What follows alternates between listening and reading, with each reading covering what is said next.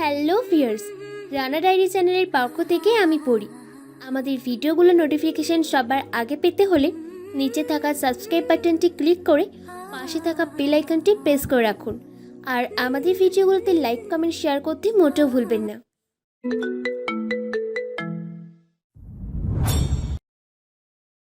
সন্ধ্যা হয়েছে, চারিদিকে কালো আঁধারে কালো মেঘে আচ্ছন্ন হয়ে আছে পরিবেশটা।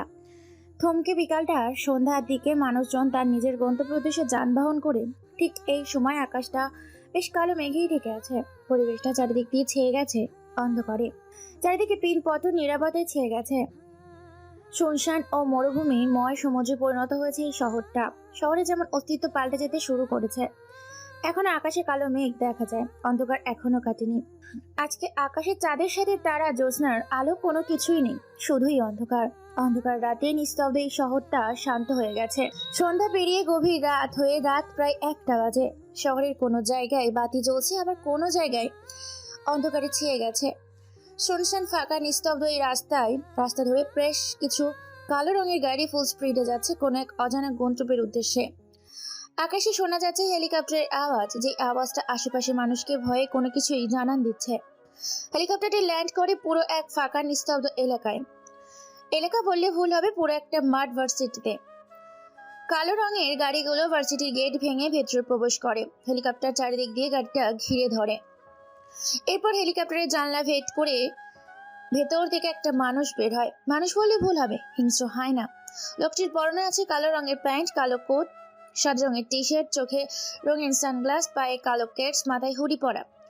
উপস্থিত থাকা গাড়িগুলো থেকে নেমে আসে অসংখ্য ছেলে পেলে, সাথে কিছু মেয়ে। তারপর কয়েকজন মিলে সেই অজানা আগন্তুককে ফুলের তোড়া দিয়ে আমন্ত্রণ জানায়। প্রায় অসংখ্য ছেলে পুলে সেখানে উপস্থিত আছে।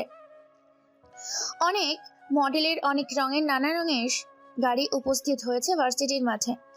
পায়ে হেঁটে দামি একটা লাক্সারি গাড়ির ভেতর উঠে পড়ে আগন্তুকটি। এরপর রওনা দেয় তার নিজের গন্তব্যের উদ্দেশ্যে। হেলিকপ্টারটা উড়াল দেয় তার সেই নিজ গন্তব্যে। আগন্তুকটির পেছনে বাকি সব গাড়িগুলো একসাথে সারিবদ্ধ হয়ে রাস্তায় ফুল স্পিডে চলছে তাদের নিজ গন্তব্যের উদ্দেশ্যে। যে রাস্তা দিয়ে যাচ্ছে পুরো রাস্তাটা কেঁপে ওঠে। এত গাড়ির স্পিড যা আশেপাশে মানুষের ঘুম মুহূর্তেই ভেঙে গেছে। এতটাই ফুল স্পিডে গাড়ি চালাচ্ছে। হঠাৎ করে শুনশান শান্ত শহরটা অশান্ত হয়ে ওঠে আগন্তুকের তাণ্ডবে। গাড়িগুলো চলে আসে একটা বিশাল বহুল রাজপ্রাসাদের মতো সুন্দর বাড়িতে। বাড়িটার চারপাশে অসংখ্য সিকিউরিটি গার্ড, যা AK-47 স্পাইপার নিয়ে সিকিউরিটি গার্ডগুলো দাঁড়িয়ে রয়েছে বাড়িটির বিভিন্ন প্রান্তে। আগন্তুকটি গাড়ির ভেতর থেকে নেমে পুরো বাড়িটা একবার চোখ বুলিয়ে নেয়। তারপর একটা মুচকি হাসি দিয়ে পকেট থেকে কালো রঙের একটা সিগারেট বের করে টানতে থাকে। মুচকি হাসি দিয়ে বলে ওঠে, আমি যে শহরে এসেছি এই খবরটা কেউ জানে না তো? না ভাই, এ খবরটা কেউ জানে না, পুরো শহর ফাঁকা। বিগত 1 মাসে কোন কোন জায়গা থেকে বেশি অপরাধ হয়েছে তার একটা লিস্ট বের করে আজকের মধ্যে আমাকে দিয়ে দিবি। ঠিক আছে ভাই, লিস্টটা তৈরি করা আছে, শুধু একটু চেক করে নিলেই হয়ে যাবে। তারপর আমি আপনাকে দিয়ে দিব। ওকে ঠিক আছে, আমি পুরো বাড়িটা ঘুরে দেখতে চাই। ঠিক আছে ভাই, চলেন আপনাকে পুরো বাড়িটা ঘুরে দেখাচ্ছি। আপনার মনোমতো করে বাড়িটাকে তৈরি করে সাজিয়েছি। এখানে কেউ ভিতরে প্রবেশ করতে পারবে না, যদিও প্রবেশ করে তাহলে বের হতে পারবে না। আচ্ছা, আমি বাড়িটা ঘুরে দেখতে চাই আর এখানকার সিকিউরিটি সম্বন্ধে জানতে চাই। ওকে বস, ঠিক আছে, চলেন আপনাকে পুরো বাড়ি ঘুরে দেখাচ্ছি এবং কোথায় কোন সিকিউরিটি রাখা আছে তা বলে দিচ্ছি। ওকে ঠিক আছে, সবাইকে নিয়ে চলো।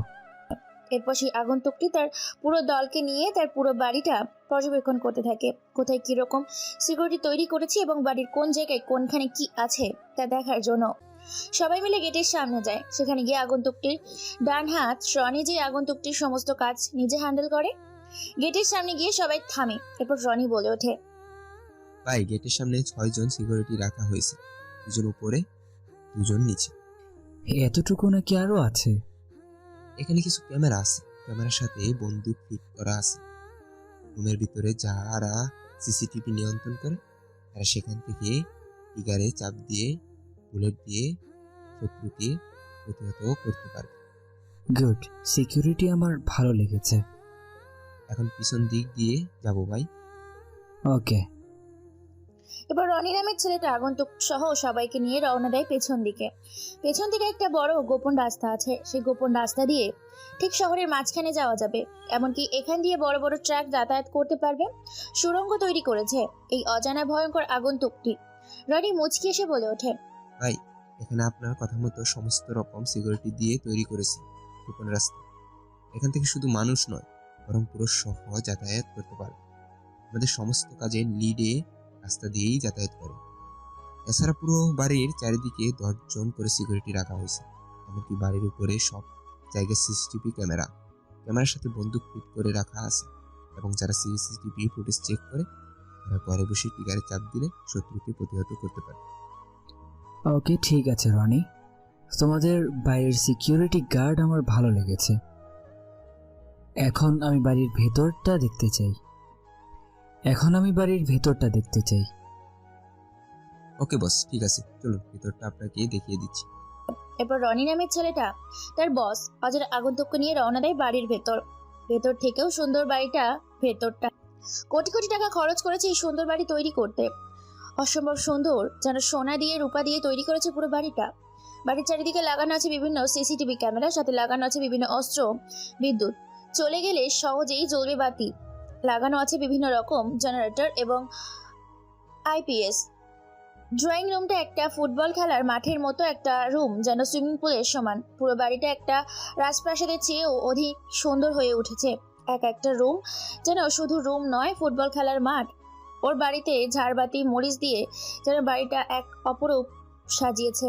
যেমন সাজিয়েছিল পৃথিবীর এক বাদশা, যার নাম সাদ্দাত পৃথিবীর একটা বাদশা ছিল। সে নিজে খোদা দাবি করেছিল।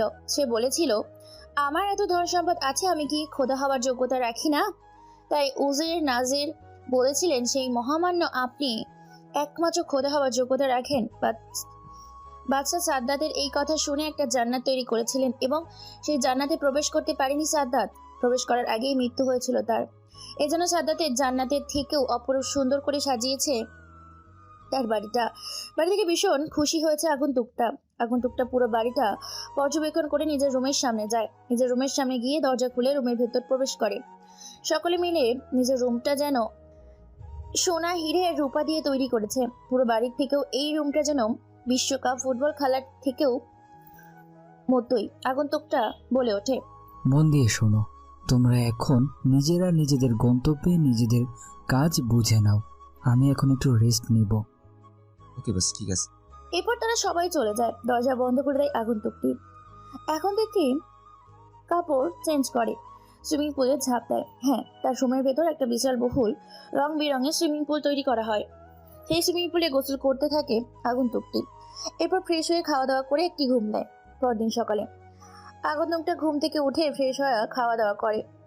এমন সময় রনি সেই লিস্টে নিয়ে আসে। আগন্তুকটা বলে ওঠে, শোন, কোন কোন জায়গায় বেশি অপরাধ হয়েছে এবং এই অপরাধগুলোর সৃষ্টি কোথা থেকে সেটা আমাকে খুলে বল। জি ভাই, পুরো ঘটনাটা ভার্সিটি থেকে বিভিন্ন অপরাধ সৃষ্টি হয়েছে।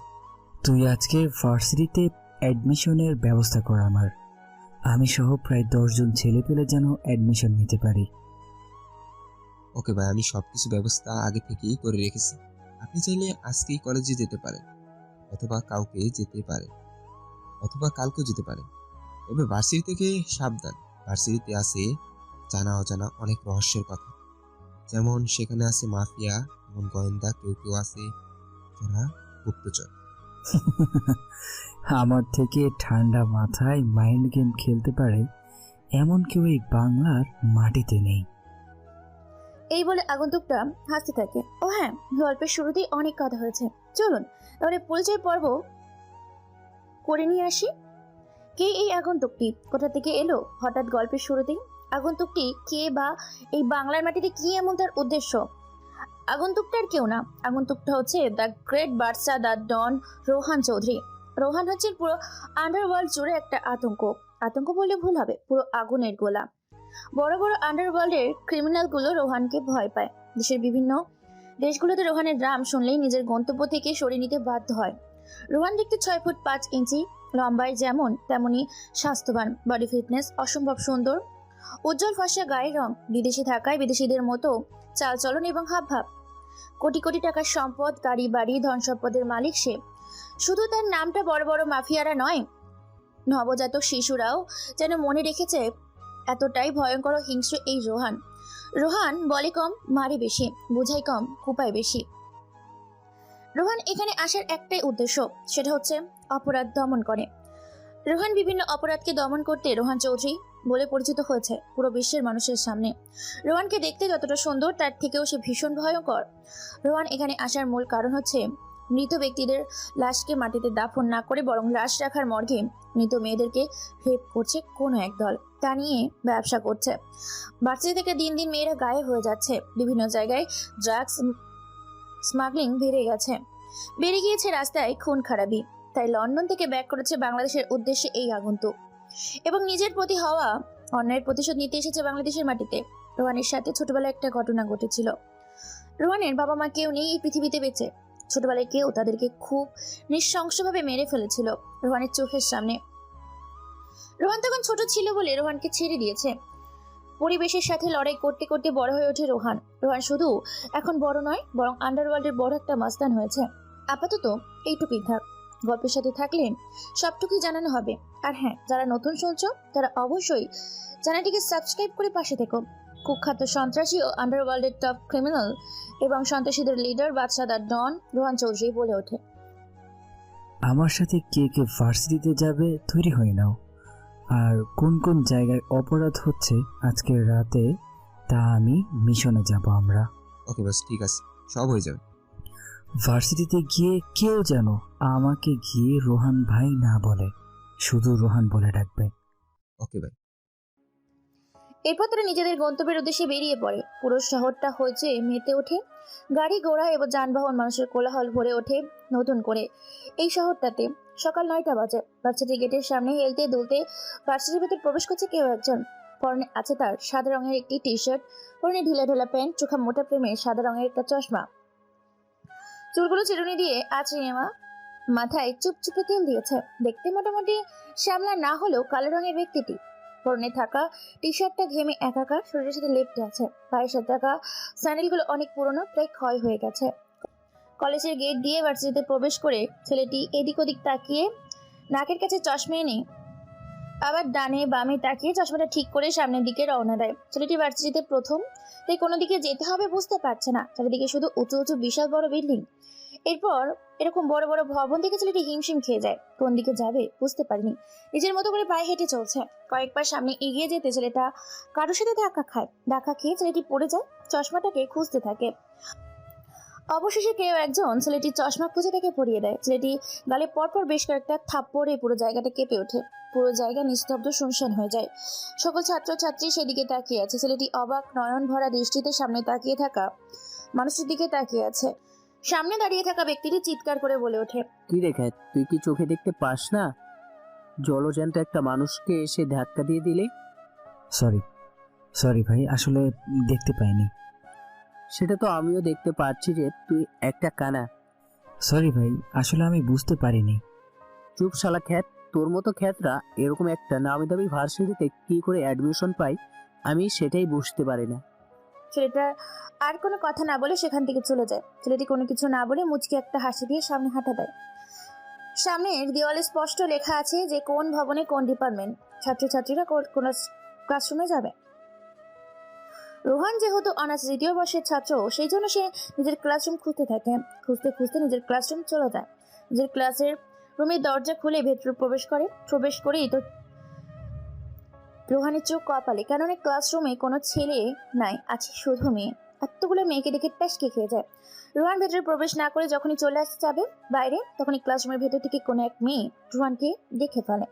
রোহানকে দেখে ফেলার সাথে সাথে মেয়েটি বলে ওঠে পেছন থেকে, এই যে হিরো, কোথায় যাচ্ছিস? ভেতরাই। মেয়েটির কথা শুনে ছেলেটি সেখানে থমকে যায়। কি করবে বুঝতে পারে না, কেননা ভেতরে মেয়েগুলো শুধু বসে নেই, বরং সিগারেট টানছে। কেউ বিয়ার খাচ্ছে, কেউ সিগারেট টানছে। রোহান বুঝতে পারে না কি করবে। মেয়েটা পেছন থেকে আবার বলে ওঠে, কিরে, নিজে থেকে আসবি নাকি তোর কাছে যেতে হবে? রোহান আর কোনো উপায় না পেয়ে মেয়েটির কথা মতো তাদের সামনে গিয়ে দাঁড়ায়। ছেলেটির দিকে তাকিয়ে সবাই হাসতে থাকে। হাসতে হাসতে যেন সবাই পেট ফেটে যাচ্ছে। মেয়েগুলো বেঞ্চ থেকে উঠে রোহানের চারপাশ ঘুরতে থাকে আর হাসতে থাকে। কেউ রোহানের শার্ট ধরে টানছে, কেউ চুলগুলো এলোমেলো করে দিচ্ছে, তার জামা ধরে টানছে কেউ। তাদের থেকে রোজা নামের মেয়েটি বলে ওঠে, কিরে, তুই তো দেখতে হিরোদের মতো। শুধু হিরো না, বল স্মার্ট স্টাইলিশ সুপার হিরো খ্যাত বাবু। শুধু খ্যাত নয়, তুই তাহলে বিশ্বখ্যাত। তোকে দেখতে যতটা সুন্দর, তার থেকে দেখতে রাস্তার কুকুরগুলোতে বেশি সুন্দর। যা বলেছিস রোজা, একে দেখলে তো ভাত খাওয়ার রুচিটা পর্যন্ত চলে যাবে। এই রোজা, কিরে, তুই কি ভার্সিটিতে অ্যাডমিশন নিয়েছিস নাকি চাঁদা তুলতে এসেছিস? না আপু, আসলে আমি ভার্সিটিতে অ্যাডমিশন নিয়েছি। আমি অনার্স 2য় বর্ষের ছাত্র। আমার নাম রোহান। তোকে কি আমরা পরিচয় দিতে বলেছি? তুই যেভাবে পরিচয় দিচ্ছিস মনে হচ্ছে আমরা তোকে বিয়ে করব। না আসলে আপু, রোজা দেখ, আমাদের হিরো খ্যাত বাবুর চশমাটা কত সুন্দর। জানি না কোন বিদেশি আমলের এই খ্যাত চশমা পরে এসেছে। আজকের যুগের মানুষ এরকম চশমা পরে? তুই শুধু চশমাটাই দেখতে পেলি, আর কিছু দেখতে পেলি না? ওর পরানে থাকা পোশাক, পায়ে স্যান্ডেল, ঢিলে ঢালা পোশাক, মাথা থেকে এখনো খাঁটি সরিষার তেল চুয়ে চুয়ে পড়ছে, গায়ের রং কালো। জানি না কতদিন ধরে যে ও গোসল করে না, সে আল্লাহ মালিকই জানে। যা বলেছিস, একে যে কেউ দেখলে ভয় পেয়ে যাবে। আর যদি রাতে কেউ দেখে, ওই মানুষটা নিশ্চয়ই হার্ট অ্যাটাক করবে। আপু আমি তাহলে এখন আসি। প্রিন্সিপাল স্যারের সাথে আমার দেখা করতে হবে। এই বলে ছেলেটি চলে যাচ্ছিল। রোজাও তার দলবল ছেলেটিকে নিয়ে হাসাহাসি এবং রং তামাশায় মেতে উঠেছিল। পুরো ক্লাস জুড়ে শুধু মেয়ে, কোনো ছেলে নেই। প্রত্যেকটা মেয়ে সিগারেট খাচ্ছিল। রোজা ওদের মধ্যে লিডার, পুরো ভার্সিটির একটা বাঘিনী। শুধু বাঘিনী বললে ভুল হবে, পুরো ভার্সিটির রাজত্বটাই শুধু তার রাজত্বে। রোজা নামটা শুনলে ছেলেগুলো ভয়ে কোনো কথা না বলে, শুধু ছেলে নয়, শিক্ষকরা পর্যন্ত রোজাকে ভয় পায়। আমাদের গল্পের নায়িকা রোজার পরিচয়টা পরে দিচ্ছি। যখন রোহান চলে আসতে যাবে, তখনই পেছন থেকে রোজা রোহানের শার্টের কলার ধরে টান দেয়। আচমকা টান দেওয়াতে রোহানের শার্টটা পেছন থেকে ছিঁড়ে যায়। সেটার এমন অবস্থা দেখে সবাই হেসে ওঠে। তার থেকেও অবাক হয়ে যায় উপস্থিত থাকা সকলে, কেননা পিঠের খানিকটা অংশ ছিঁড়ে গিয়েছে, পিঠের অংশটা দেখা যাচ্ছে। রোহানের উজ্জ্বল ফর্সা পিঠের গায়ের রং এত সুন্দর, আর উজ্জ্বল ফর্সা ধপধপে গায়ের রং। মেয়েগুলো হাসি মুখটা মুহূর্তের মধ্যেই বন্ধ হয়ে যায়। রোজা এটা দেখে বলে ওঠে, কিরে, তোর মুখ হাত পা দেখতে তো কালো, অথচ ভেতরটা এত ফর্সা আর উজ্জ্বল কি করে? নাকি তুই ভেতরে ক্রিম মাখতেছিস? যা বলেছিস রোজা, আমি জানতাম মানুষ ফর্সা হওয়ার জন্য মুখে ক্রিম মাখে। এই খ্যাত দেখি তার ভেতরটা ফর্সা করার জন্য রাতে মাখতেছে ভেতরে। রোহান কোনো কথা না বলে চুপচাপ দাঁড়িয়ে আছে। রোজা নামের মেয়েটি আবার বলে ওঠে, শোন, তুই ওই ভার্সিটিতে ভর্তি হয়েছিস ভালো কথা, আমাকে চিনে রাখ। আমি রোজা, আমার সাথে কখনো ঝামেলা করতে আসিস না। আজকে আমার মুড ভালো আছে, তাই তোকে কোনো কিছু করলাম না, ছেড়ে দিলাম। পুরো ভার্সিটিতে আমার কথা শুধু চলে, কোনো সময় আমার সাথে পাঙ্গা নিতে আসবি না। ঠিক আছে আপু, তাহলে এখন আমি আসি। কিরে, তোর এত বাইরে যাওয়া তারা কিসের? যাবি ঠিক আছে, তার আগে আমাদের সাথে কয়েকটা সিগারেটে টান দিয়ে যা। আপু আসলে আমি সিগারেট খাই না। তোর মতো টোকাই ছেলেগুলো যে সিগারেট খায় সেটা আমি আগে থেকেই জানি, তাই লজ্জা না পেয়ে আমার মুখে সিগারেটটা তুই খা। রোজা নামের মেয়েটির কাছ থেকে উপস্থিত থাকা সবাই হা করে তাকিয়ে আছে। যে এইভাবে সিগারেট খাচ্ছে, তাতে তাকে দেখে মনে হচ্ছে সে প্রফেশনাল সিগারেট খোর। রোহানের সিগারেট খাওয়া স্টাইল দেখে সবাই মুগ্ধ হয়ে সেদিকেই তাকিয়ে আছে। নিকোটিনের ধোঁয়াগুলো আকাশে উড়িয়ে দিয়েছে।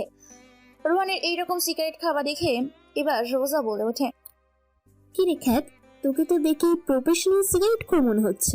তাছাড়া তুই চলাফেরার হাব ভাব দেখি বোঝা যাচ্ছে তোকে দেখতে যা তুই আসলে ঠিক তা নস। রোহান এই কথা শুনে চমকে উঠে খক খক করে কেসে ওঠে। রোহান সেখানে আর কোনো কথা না বলে মুচকি একটা হাসি দিয়ে বলে ওঠে, আসসালামু আলাইকুম আপু, আমি তাহলে আসি। এবার রোহান সেখান থেকে দ্রুত চলে যায়। এক মুহূর্ত সেখানে দেরি না করে বেরিয়ে পড়ে ভার্সিটি থেকে। ভার্সিটির বাইরে এসে রাস্তার এক সাইড ধরে নিজের পায়ে হেঁটে যেতে শুরু করেছে নিজের গন্তব্যের উদ্দেশ্যে। সবাই রোহানের দিকে তাকিয়েছে, কেননা পুরো শহরের পোশাক আর রোহানের পোশাক ভিন্ন। আগাগোড়া ছেলেটি হেলতে দুলতে রাস্তার এক সাইড ধরে এগিয়ে চলেছে তার নিজের গন্তব্যের উদ্দেশ্যে। খানিকটা পথ যেতে না যেতেই সবার চোখের আড়ালে জনশূন্য এলাকার মাঝখানে বিশাল বহুল একটা দামি কার এসে থামে। ছেলেটি এদিক ওদিক তাকিয়ে সেই দামি কারের ভেতর বসে পড়ে। গাড়িটি রওনা দেয় তার গন্তব্যের উদ্দেশ্যে। এদিকে রোজা বলে ওঠে, ওই ক্ষেতে এত বড় সাহস যে আমার কথা অমান্য করে এখান থেকে বেরিয়ে গেল। কালকে ওকে বোঝাবো এই রোজা কি জিনিস। গাড়িটা চলে আসে একটা বাড়ির ভেতর, হ্যাঁ রোহানের বাড়ির ভেতর। ছেলেটা আর কেউ নয়, ছেলেটা ছিল রোহান। চলুন এই রোজাকে, রোজার পরিচয়টা কি জেনে আসে। রোজা হচ্ছে এখানকার নেতার মেয়ে। নেতার মেয়ে বললে ভুল হবে, শুধু নেতা না, বড় নেতাদের রোজা যার নেতৃত্বে পুরো শহর চলে, তিনি হচ্ছেন রেলওয়ে মন্ত্রী। রোজার বাবা হচ্ছে একজন রেলওয়ে মন্ত্রী। বাবা মায়ের একমাত্র সন্তান রোজা। রোজা দেখতে অসম্ভব সুন্দর, তবে সবসময় ছেলেদের মতো পোশাক পরে, T shirt, jeans, sunglasses, suit, jacket এসব পরে ভার্সিটিতে আসে। আর হ্যাঁ, সে মেয়ে হয়ে কিন্তু R15 নতুন ভার্সনের বাইক চালায়। দেখতে দেখতে ভার্সিটির ছুটি হয়ে যায়। রোহা নিজের বাড়িতে এসে খাওয়া দাওয়া করে ফ্রেশ হয়ে ল্যাপটপে কাজ করতে থাকে। এমন সময় সেখানে রনি এসে বলে ওঠে, ভাই একটা খবর আছে, শুধুমাত্র এখন খবরটা দিল। হাবিব বলল ফোন করে যে আজকে নাকি লাশ রাখার মর্গে মৃত মেয়েদের লাশগুলোর সাথে ব্যবসা করা। মানে কি, বিষয়টা খুলে বল। মানে হলো ভাই, ওখানকার যে দায়িত্ব আছে সে মৃত মেয়েদের লাশগুলোকে কিছু টাকার বিনিময়ে বিক্রি করে সেখানকার কিছু মাদকাসক্ত ছেলে পেলের কাছে রাস্তা টুকাই মৃত লাশগুলোকে তারা রেপ করে। কি বলছিস তুই, শিওর তো? জি ভাই, আমি 100% শিওর। কুত্তার বাচ্চাগুলোর আজকে আমি শেষ দিন দেখতে চাই। তাদেরকে আমি আমার নিজের হাতে জবাই করতে চাই। সমস্ত কিছু রেডি কর। হ্যাঁ ভাই, সবকিছু রেডি করা আছে। আমাদের ছেলে পেলে চারদিক দিয়ে ঘিরে রেখেছে ছদ্মবেশে, সম্পূর্ণ এলাকা জুড়ে শুধু আমাদের ছেলে পেলেগুলো। ওকে, ঠিক আছে। এই বলে রোহান কম্পিউটারে আবার কিছু কাজ করে ইমোতে দেখতে দেখতে গভীর রাত পরিণত হয়। রাত 10টা বাজে। পুরো জায়গাটা নিস্তব্ধ আর শুনশান। রোহান নিজের পোশাক চেঞ্জ করে আগন্তুকের ছদ্মবেশে বেরিয়ে পড়ে তার নতুন গন্তব্যের উদ্দেশ্যে। সাদা রঙের টি শার্ট, সাদা রঙের কোট, সাদা প্যান্ট, সাদা কেটস রঙিন, সাদা সানগ্লাস, মাথায় সাদা রঙের ঘড়ি, কপালে রুমাল বাঁধা, হাতে ব্রেসলেট, ডান হাতে সিগারেট, বাম হাতে বন্দুক, গাড়ির ভেতর বসে। রোহানের পেছন পেছন আর 10টা গাড়ি গন্তব্যের উদ্দেশ্যে। অন্যদিকে পুরো জায়গা জুড়ে শুধু নিস্তব্ধ, চারদিকটা অন্ধকার আর শুনশান। বৃষ্টিতে পরিবেশটা থমকে উঠেছে। আকাশে বিকট আওয়াজে বিদ্যুৎ চমকাচ্ছে। আকাশটা বিকট আওয়াজে বজ্রপাত করছে। আকাশের এরকম ভয়ঙ্কর বজ্রপাতে চারদিকটা কেঁপে উঠছে। আষাঢ় শ্রাবণ মুষলধারায় চারিদিকে বৃষ্টি পড়ছে। বৃষ্টির শব্দে চারদিকটা মুখরিত হয়ে উঠেছে। চারদিকে ভীষণ অন্ধকার হয়েছে। বৃষ্টির কারণে মানুষ ছোটাছুটি করছে তাদের নিজ গন্তব্যের উদ্দেশ্যে অথবা আশ্রয় কেন্দ্রের উদ্দেশ্যে। পুরো জায়গাটা নিস্তব্ধ আর শুনশান। শহরের বাইরে পরিত্যক্ত নিস্তব্ধ জায়গা। গাড়িগুলো রাস্তার পাশে এসে থামে। চারিদিকে বৃষ্টি পড়ছে। গাড়ির ভেতর থেকে এক এক করে সবাই বের হয়। এরপর গাড়ির ভেতর থেকে বের হয় রোহান।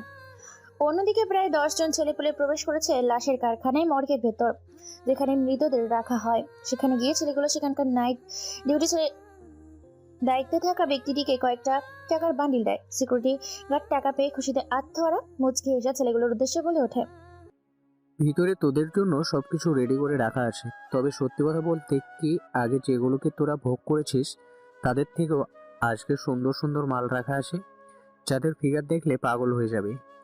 সিকিউরিটি গার্ডটি এই কথা বলাতেই ছেলেগুলো ভেতরে প্রবেশ করে। ভয়ঙ্কর একটা পরিবেশ, শুধু লাশ আর লাশ। চারিদিকে অন্ধকার শুনশান। শহরের ঠিক বাইরে এদিকে তেমন কেউ আসে না। পুরো নিস্তব্ধ আর শুনশান থেকে এদিকে তেমন কেউই আসে না, একদম শহরের বাইরে। ছেলেগুলো এক এক করে মেয়েগুলোর ওপর থেকে সাদা রঙের চাদরটা সরিয়ে দেয়। ছেলেগুলো মেয়েগুলোর মধ্যে উলঙ্গ শরীরটা দেখে লোভ লালসায় মেতে ওঠে। ছেলেগুলোর পরনে থাকা পোশাকগুলো এক এক করে খুলতে শুরু করে। এরপর মেয়েদের মৃত লাশগুলো নিজেদের আয়ত্তে নিয়ে একের পর এক খুবলে খুবলে খেতে থাকে, রেপ করতে থাকে পাগলের মতো, নিজেদের মতো করে সুখ নিতে থাকে। মৃত লাশগুলো যেন যেভাবে পাচ্ছে ঠিক সেইভাবেই ব্যবহার করছে। বাইরে বসে সিকিউরিটি গার্ড দুজন তারা নিজেদের মতো সিগারেট টানছে। এদিকে প্রচন্ড বৃষ্টিতে ভিজতে ভিজতে মর্গের সামনে এসে দাঁড়ায় রোহান সহ তার পুরো দলবল। হঠাৎ করে সিকিউরিটি গার্ডগুলো এতগুলো মানুষ দেখে চমকে ওঠে। কি বলবে বুঝতে পারে না। ভয়ে তাদের গলা শুকিয়ে গেছে। কেননা বন্দুক, বিভিন্ন অস্ত্র, কুড়াল, বিভিন্ন ধারালো ব্লেড যেগুলো মানুষ দিয়ে হত্যা করা হয়। ভয়ে সিকিউরিটি গার্ডটি বলে ওঠে, কে তোমরা? আর এতগুলো মানুষ তোমরা কি করে? তোমাদের হাতে অস্ত্র কেন? তোমাদেরকেও কি নিয়ে চাই? লোকটির কথা শুনে পাগলের মতো হাসতে থাকে রোহান। রোহান মুচকি এসে পকেটে থাকা সিগারেট বের করে এই বৃষ্টি ভেজা রাতে পাগলের মতো টানতে থাকে। মুচকি এসে রোহান বলে ওঠে, কুত্তার বাচ্চা, শালা শুয়োরের বাচ্চা, মেয়ে নয়, তোর জানটা চাই আমার। হঠাৎ করে গম্ভীর আওয়াজে সিকিউরিটি গার্ডটি এই কথা শুনে চমকে ওঠে। ভয়ে গলা শুকিয়ে যায়, হাত পা কাঁপাকাঁপি শুরু করেছে। তারপরে বুঝতে পারে না বুঝে বলে ওঠে, তোরা জানিস তোরা কি বলছিস? তোদের মাথা ঠিক আছে? দেখ, তোদের মেয়ে লাগলে বল, এত অসংখ্য মেয়ে আছে, যা ইচ্ছে তাকে করে চলে যেতে পারিস, কোনো টাকা দিতে হবে না। আজকে যা ইনকাম করেছি তা দিয়ে 1 মাস হয়ে যাবে। জানোয়ার কথাকার হুমন্দির ভূত, তুই কি জানিস আমি কে? কে তুই? তোকে দেখে তো বোঝা যাচ্ছে রাস্তার কোনো টোকাই, যারা রাস্তায় চাঁদাবাদি করে, রাতের আধারে ডাকাতি করে, তাদেরই লিডার হবি তুই? এই কথা শুনে হাসি থেকে পাগলের মতো রোহান এমন হাসি দেখে চমকে যায়। সেই দুইজন সিকিউরিটি গার্ড চোখের পলকে পেটের ভেতর ঢুকিয়ে দেয় দুটো কাচের টুকরা এফোর ওফোর হয়ে পেট ভেদ করে বাইরে বের হয়ে আসে। গলগল করে রক্ত বের হতে থাকে। কোনো কথা বলার সুযোগ না দিয়ে বুকের ওপর কোড়াল দিয়ে কূপ মারে। এক কোপে কোড়ালটা পেট ভেদ করে বাইরে বের হয়ে আসে। তারপর টানতে টানতে মর্গের ভেতর প্রবেশ করে। সেখানে গিয়ে তো মাথা নষ্ট। সকলে নিজের চোখের সামনে এরকম দেখে কি করবে বুঝতে পারে না। পুরো পাগল হয়ে ওঠে রোহান। সোনার তৈরি কোড়াল দিয়ে কুপাতে থাকে মর্গের ভেতর থাকা অর্ধ উলঙ্গ ছেলেগুলোকে, যাকে যেখানে পাচ্ছে সেখানেই কোপাচ্ছে। মুহূর্তের মধ্যে পুরো মর্গ লাল রক্তে ছেয়ে যায়। ছেলেগুলোকে কোড়াল দিয়ে কেটে পিস পিস করে ফেলেছে। রোহানের রাগে শরীর ফেটে যাচ্ছে। পুরো দৃশ্যটা ভিডিও করে ফেলে। এরপর সেই সিকিউরিটি গার্ড দুটোকে সেখানে চেয়ারে বেঁধে ফেলে। এখনো বেঁচে আছে, মর অবস্থা। রোহান বলে ওঠে, কুত্তার বাচ্চা, তোর সাহস কি করে হয় এই রোহান বেঁচে থাকতে বাংলাদেশে এরকম জঘন্যতম অপরাধ করার? ভাই, এই বিভিন্ন ব্যবসার সাথে জড়িত আছে অবৈধ সব ব্যবসা। বহু বছর ধরে এই ব্যবসা করছে, কোটি টাকার মালিক হয়ে গেছে এতদিন এসে। তুই মৃত মেয়েদেরকে নিয়ে ব্যবসা করছিস রাতের আধারে? রোহান মানে লন্ডনের সে কুখ্যাত মাফিয়া রোহান চৌধুরী? আরে হ্যাঁ রে শালা কুত্তার বাচ্চা, তোদের জন্য ভাই লন্ডন থেকে বাংলাদেশে এসেছি। গত 7 দিন হলো তোদেরকে নিয়ে ভাইয়ের প্রথম মিশন শুরু হলো। বাংলাদেশ শক্তির খেলা শুরু হয়েছে। ভাই, আমার ভুল হয়ে গেছে, আমাকে এবারের মতো ছেড়ে দাও। আমাকে তোমরা বাঁচাও, আমি কথা দিচ্ছি আমি আর এমন কাজ করব না। এই কথা শুনে পকেট থেকে একটা ধারালো ব্লেড বের করে এলে পাথরের টানতে থাকে। সিকিউরিটি গার্ডটির মুহূর্তের মধ্যে শরীরটা কেটে একাকার। কেউ ভিডিও করে এবং সমস্ত কিছু প্রমাণ সহ থানার উদ্দেশ্যে পাঠিয়ে দেয় সাংবাদিকের প্রেস মিডিয়ায়। তারপর সে বৃষ্টি ভেদার রাতে রোহান ঝুমঝুম বৃষ্টিতে চারিদিকে থই থই করছে। গাড়িগুলো নিয়ে এক এক করে বেরিয়ে পড়ে নিজের বাড়ির উদ্দেশ্যে। বাড়িতে এসে ফ্রেশ হয়ে খাওয়া দাওয়া করে ফ্রেশ মাইন্ডে একটা ঘুম দেয়। সকালবেলা টেলিভিশনের পর্দায় সাংবাদিক বলছে, আজকের প্রকাশিত খবর যে সারা দেশে প্রভাব ফেলেছে, চমকে দিয়েছে সারা দুনিয়ার মানুষকে। বাংলাদেশের মানুষ আছে আতঙ্কে, আছে ভয়ে। পরপর প্রায় 15 থেকে 16টিরও বেশি মার্ডার করে রেখে গেছে লাশখানার মর্গে কুখ্যাত সন্ত্রাসী এবং আন্ডারওয়ার্ল্ডের কিলার মাফিয়া রোহান চৌধুরী। হ্যাঁ, রোহান লন্ডনের মাটি থেকে বাংলাদেশের মাটিতে পা রেখেছে। এতগুলো এয়ারপোর্ট, এতগুলো সিকিউরিটির চোখে ফাঁকি দিয়ে প্রবেশ করেছে বাংলাদেশের মাটিতে। বাংলাদেশের মাটিতে পা রাখার সাথে সাথে মার্ডার করেছে 15 থেকে 16টি ছেলে। সেখানে অনৈতিক কাজ করত এবং সেখানকার সিকিউরিটি গার্ডটি মেয়েদের মৃতদেহ নিয়ে ব্যবসা করতে খবর পেয়ে রোহান চৌধুরী তার দলকে নিয়ে সেখানে যায়। ঘটনাস্থলে প্রমাণসহ নির্মমভাবে হত্যা করে সেখানকার উপস্থিত থাকা সকলকে। এই ছিল আজকের সকালের খবর।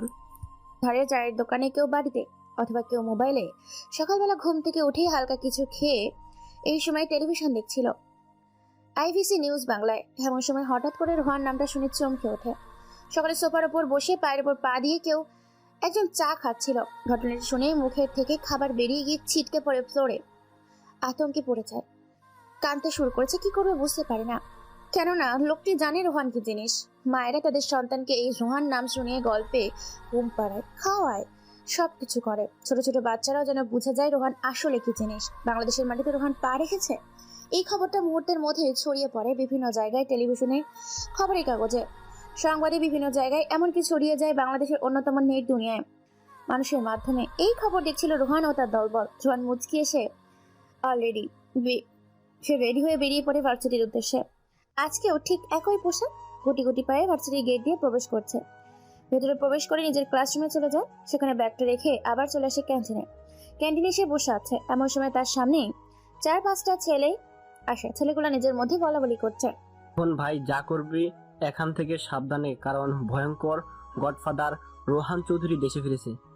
হ্যাঁ, নিউজটা আজকে সকালবেলায় দেখলাম। খুব নৃশংস ভয়ঙ্কর যন্ত্রণা দিয়ে মেরেছে তাদেরকে। যাই হোক, সাবধানে কাজ করবি যাতে কেউ সন্দেহ না করে।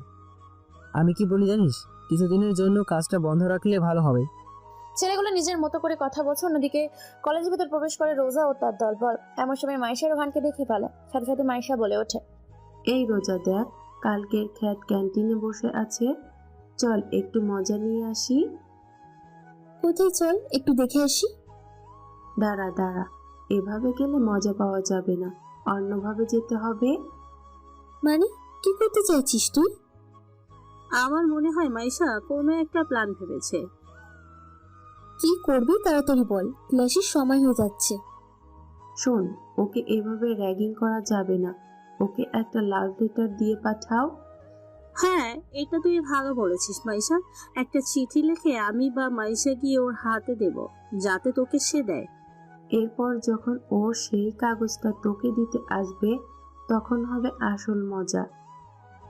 আচ্ছা চল, ঠিক আছে, দেখি ওই খ্যাতকে করে। এরপর তারা সেখানে চলে যায়। গিয়ে চারিদিক দিয়ে রোহানের কাছে বসে। রোহান মাঝখানে। তারা তিনজন মিলে চারদিক দিয়ে ঘিরে রাখে। রোহান বুঝতে পারে না হঠাৎ করে তারা কোত্থেকে এলো। রোহান সবাইকে বলে ওঠে, না তেমন কিছু হয়নি, তোকে দেখতে এলাম যে তুই কি করছিস। রোজার কথা শুনে রোহানের খানিকটা খটকা লাগে, সঙ্গে বেশ খানিকটা অবাক হয়েছে। তবে কোনো কিছু বুঝতে না দিয়ে রোহান বলে, ও আচ্ছা, ঠিক আছে আপু, তাহলে আপনারা থাকেন, আমি এখন ক্লাসে যাই। ক্লাসে যাবি মানে? আমরা তোর কাছে এলাম আর তুই চলে যাবি?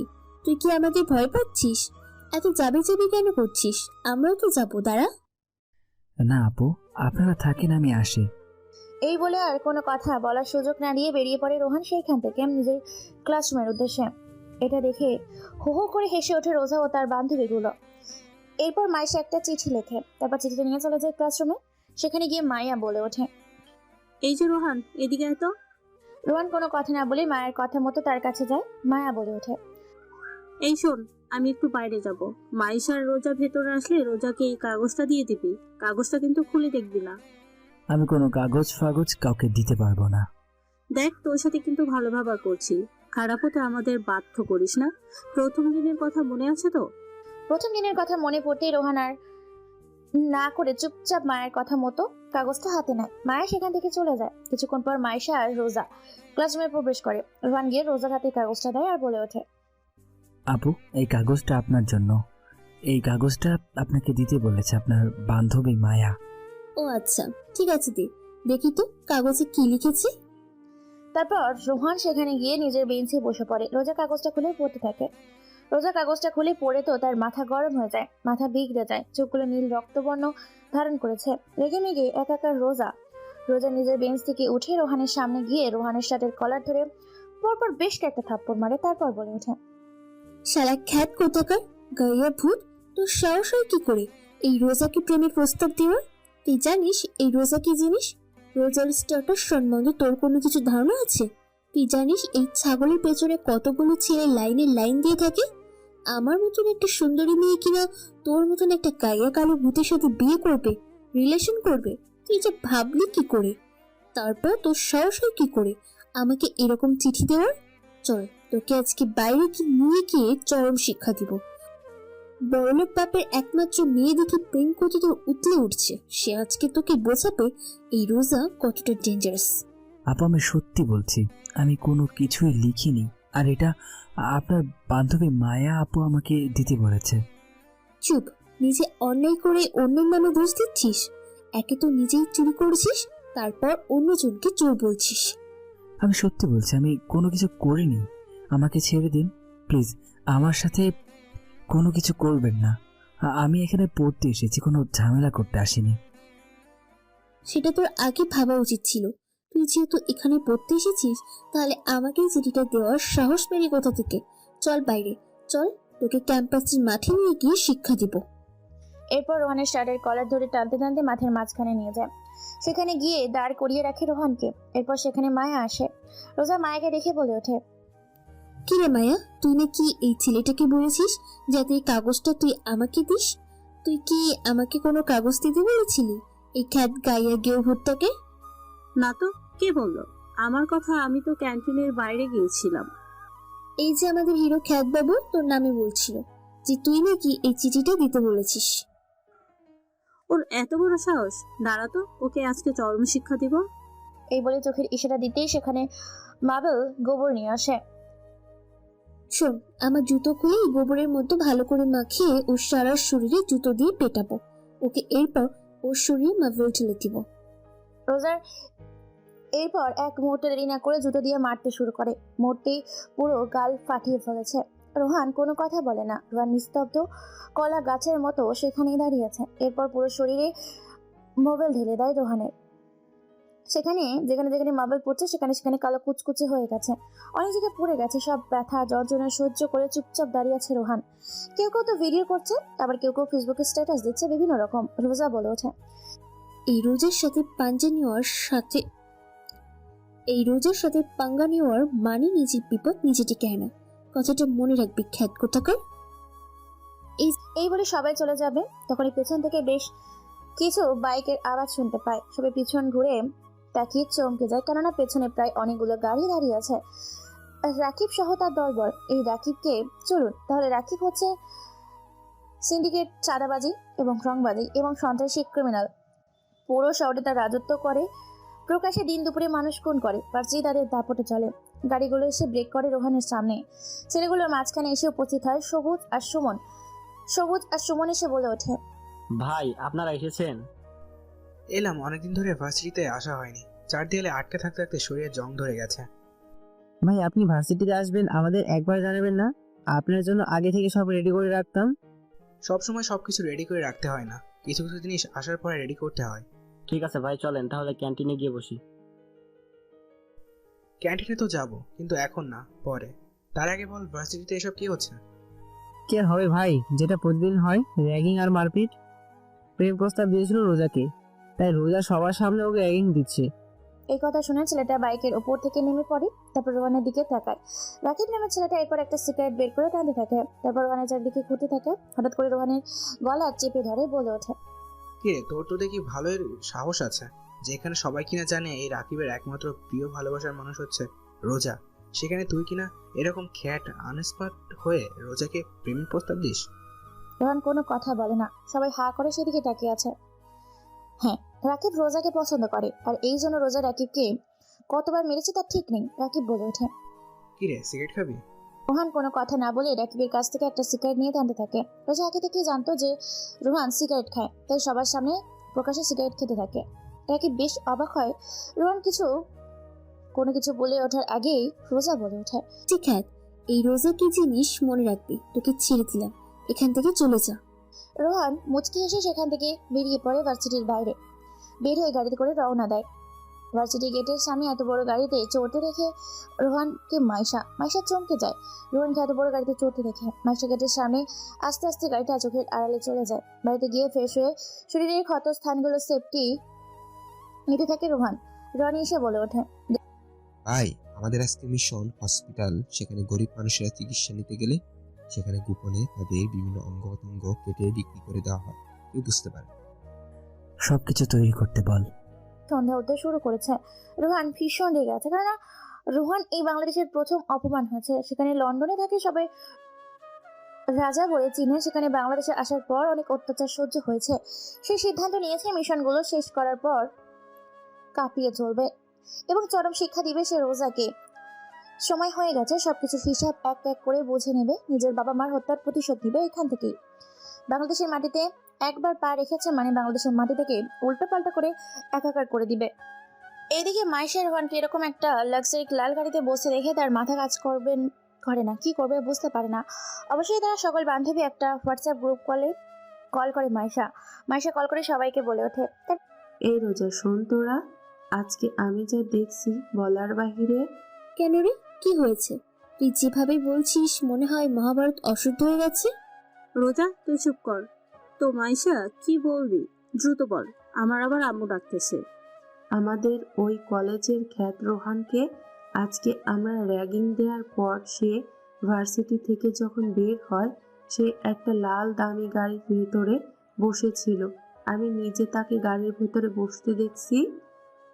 কি যাকে বলছিস? তোর মাথা ঠিক আছে মাইশা?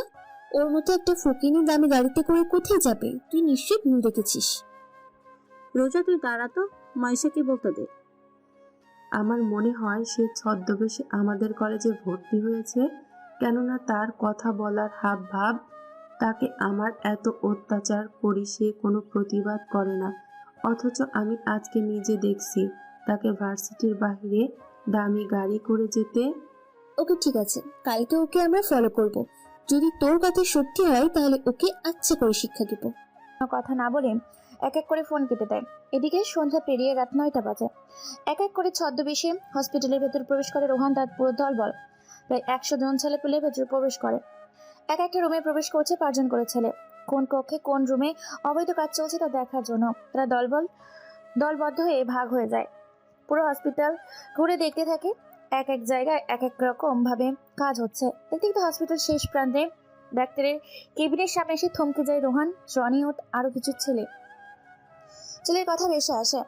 বাড়ি থেকে শোনো শিখা, গত 1 মাসে কিন্তু অ্যাকাউন্টে 1 কোটি টাকারও বেশি জমা হয়ে গেছে। টোটাল 100 কোটি টাকা আমাদের কাছে এখন আছে। স্যার, আমার মনে হয় আমাদের এসি সিক্রেট ব্যবসাটা বন্ধ করে দেওয়া উচিত। কেননা শহরে আপনি শুনেছেন যে রোহান চৌধুরী ব্যাক করেছে বাংলাদেশের মাটিতে। তাতে কি হয়েছে? সে তার কাজ করবে আর আমরা আমাদের কাজ করব। দেখো, এই দান্দা বন্ধ করা যাবে না। এ মাসে কমপক্ষে আরো 1 কোটি টাকা যে করে হোক ইনকাম করতে হবে। স্যার, আপনি হয়তো ওই রোহানকে চেনেন না। ওই রোহান শুধু মাফিয়া না, বরং হিংস্র হায়না। সে অপরাধের গন্ধ শুকে হাজির হয়ে যায় অপরাধীর কাছে। আমাদের কাছে আসলে ও কোনো কিছু করতে পারবে না, কেননা আমি আগে থেকে সব ব্যবস্থা করে রেখেছি। সরকারকে লক্ষ লক্ষ টাকা দেয় মাসে মাসে। সরকার আমাকে অবশ্যই সাপোর্ট দিবে। স্যার, আমার মনে হয় কাজটা বন্ধ রাখা উচিত।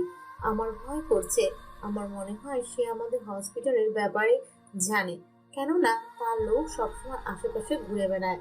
সমস্ত কথা শুনছে রোহান ও তার দলবল। ডাক্তার বলে ওঠে, যা হবে সেটা পরে দেখা যাবে। চলো তো আমার বেডরুমে এখন একটু ফুর্তি করি। কিন্তু স্যার, ব্যাপারটা তো বুঝুন। কেন জানি না আমার এখানে ভয় করছে। ডাক্তার শিখার কোনো কথা না শুনলে শিখাকে কল করে নিয়ে চলে যায় তার বেডরুমে। সেখানে গিয়ে খাটের উপর শুয়ে দেয়। রোমান্সে মেতে ওঠে। রোহান ও তার দলবল এই সব মুচকি হাসি দেয়। তারাও সাথে পেছন থেকে কেবিনে প্রবেশ করে। সোফার উপর থপ করে বসে পড়ে। একজন মানুষকে হুট করে ভেতরে ঢুকতে দেখে চমকে ওঠে তারা দুইজন। রোহান তাদেরকে এইভাবে চমকে যেতে দেখে বলে ওঠে মুচকি এসে, এভাবে চমকে গেলে চলবে? যেটা করছিলি সেটা কর, আমরা এখান থেকে বসে দেখছি সিনেমা। এই কথা শুনে তারা ভয়ে কাঁদতে থাকে। কি করবে কি বলবে বুঝতে পারে না। রোহান একটা সিগারেট বের করে মনের সুখে টানতে থাকে। দুজন উলঙ্গ হয়ে খাটের উপর বসে আছে। এটা ভিডিও করতে থাকে রোহানের ছেলেপুলেগুলো।